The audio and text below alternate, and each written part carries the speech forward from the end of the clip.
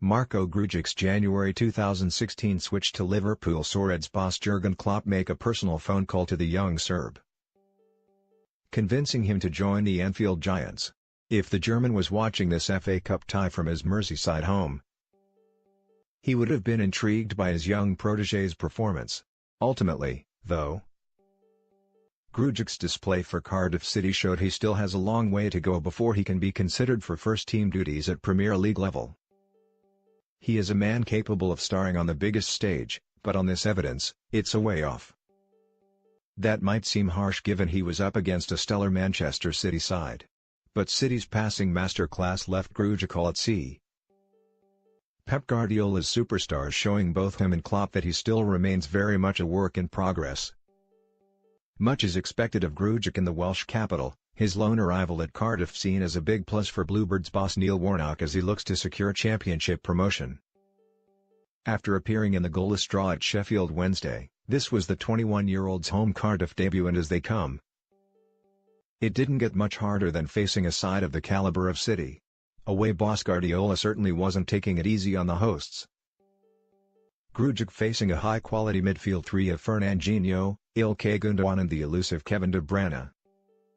Wearing the blue number 24 shirt, Grujic certainly had his hands full screening the Cardiff back four.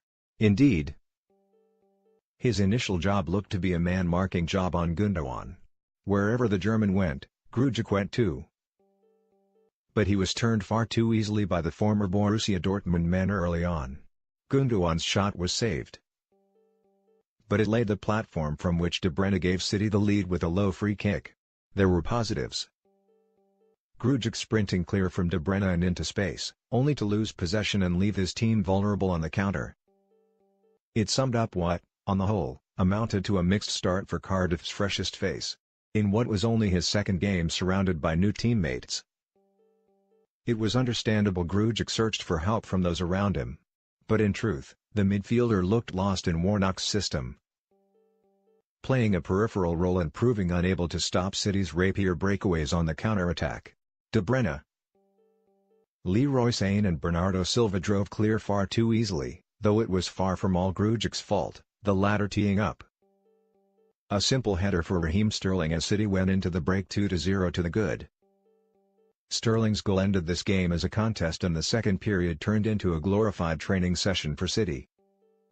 Warnock had joked in the build-up to this game that his team had chased paper in training to prepare for facing City. The comment was made in jest, but the reality for Cardiff didn't prove too far different. Grujic certainly had to do his share of the running.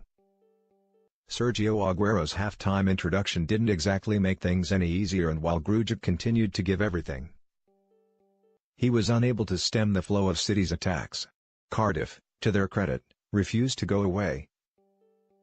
But Grujic was almost totally limited to defensive duties.